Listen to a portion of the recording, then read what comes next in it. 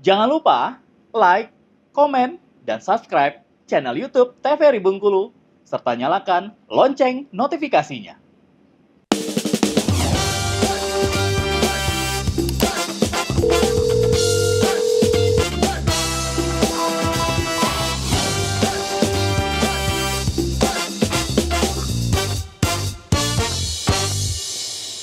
Ya pemirsa, kembali lagi tentunya di Dokter Kito bersama Kita Sehat. Nah tadi sempat ya ngomong sama dokter nih, apakah ada faktor masa lalu atau lingkungannya yang berperan penting yang membuat seseorang itu suka pamer nih dok? Atau yang aku juga seperti itu dokter?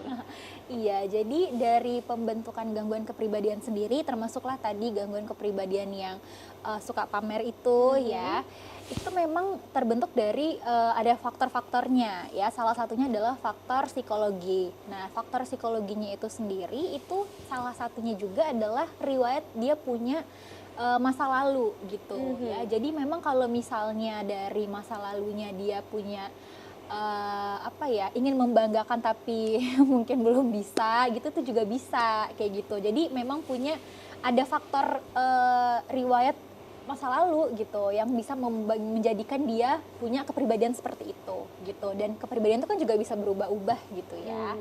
Makanya itu kembali lagi diri kita ya buat mengontrol itu semua tentunya. Baik dokter, silakan untuk kembali lagi. Oke. Ini tadi ya, jadi untuk faktor penyebabnya itu sendiri memang ada 3 faktor. Yang pertama adalah faktor biologi. Nah, untuk faktor biologi ini sama kayak faktor genetik tadi ya. Jadi ada faktor bawaan atau faktor genetik atau faktor temperamen dan juga termasuk juga di sini faktor biologi adalah penggunaan obat-obatan terlarang gitu ya. Itu juga bisa membuat tadinya yang baik-baik aja jadi rusak gitu ya. Ke arah yang lebih negatif seperti itu. Terus yang kedua adalah faktor psikologi. Nah, kalau yang faktor psikologi ini termasuklah pengalaman hidup ya, bisa membuat suatu gangguan kepribadian. Misalnya dia punya trauma masa lalu tadi, terus juga peristiwa-peristiwa yang dia ingat terus-menerus seperti itu. Dan juga yang ketiga adalah faktor sosial. Faktor sosial di sini juga sangat penting yang tadi ya, untuk membentuk suatu karakter seseorang ternyata dari pola asuh. Ya, jadi pola asuh anak waktu kecil itu juga membentuk kepribadian dia nanti pas dia gedenya gitu. Dia akan meniru karena anak kecil kan taunya tuh dia meniru apa yang dilakukan sama orang yang mengasuhnya. Makanya itu pola asuh itu penting gitu ya. Kalau dia contoh nih, ibunya cuek-cuek aja, orang akunya kayak gini dibiarin gitu. Nanti kan dia bakal merespon itu dengan apa gitu ya, dengan mencari perhatian, dengan supaya ibunya cuek, jadi nanti saya harus cari perhatian nih biar ibu saya nggak cuek ke saya misalnya. Berarti kan memang dia suka cari perhatian dari kecil, dari dia masih diasuh seperti itu gitu. Dan itu akan terus ke bawah sampai nanti menjadi suatu ciri kepribadiannya dia sendiri gitu. Terus yang kedua adalah lingkungan sosial ya. Nilai norma maupun budaya dan juga spiritual, termasuklah lingkungan tadi ya. Jadi dengan siapa dia berteman itu juga penting ya. Misalnya emang satu gengnya, kalau misalnya ada geng atau misalnya dia suatu lingkungan pekerjaannya gitu ya, membuat suatu ciri kepribadiannya makin menonjol, misalnya sama-sama suka pamer, misalnya sama-sama pendiam, itu juga termasuk ya. Misalnya kayak diam semua nih satu tempat kerjanya gitu. Itu bisa membuat dia juga nanti di tempat kerja ini dia baik, tapi nanti waktu dia pindah tempat kerja belum tentu sikap atau kepribadiannya dia itu cocok gitu untuk lingkungan yang baru. Jadi memang lingkungan sosial itu juga penting ya. Nah, banyak sekali golongan dari gangguan kepribadian. Yang paling mudahnya itu dibagi jadi 3 klaster ya. Yang pertama adalah klaster A. Jadi untuk di klaster A ini itu adalah gangguan kepribadian dengan karakteristik pikiran dan perilaku yang A-nya itu aneh gitu ya. Aneh dan juga eksentrik ya. Orang-orang yang punya kepribadian paranoid. Ya, terus juga skizoid dan juga skizotipal. Nanti akan kita bahas satu persatu. Terus yang kedua adalah klaster B. Nah, yang di klaster B ini adalah gangguan kepribadian dengan karakteristik yang hidupnya dramatis, terus juga emosinya berlebihan, terus juga perilaku yang sulit diprediksi gitu. Kalau dari yang klaster B sendiri itu biasanya ada kepribadian antisosial, terus juga borderline atau ambang atau labil, itu juga termasuk dalam klaster kepribadian B. Terus juga narsistik ya, dan juga histrionik. Nanti kita akan bahas juga satu-satu. Dan klaster C. Kalau di klaster C ini, C-nya itu adalah dia cemas.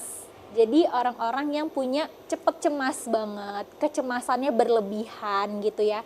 Terus terhadap sesuatu karena dia cemas dia akan menghindar gitu. Jadi memang ada gangguan kepribadian yang cemas menghindar, kepribadian dependen, dan juga gangguan kepribadian obsesif kompulsif seperti itu. Nah, sekarang kita bicara tentang epidemiologinya nih ya. Seberapa banyak sih orang yang ada punya gangguan kepribadian gitu. Nah, ternyata memang banyak, tergantung dari dibagi nih, kalau di sini dibagi dalam jenis-jenis kepribadiannya sendiri, gangguan kepribadiannya.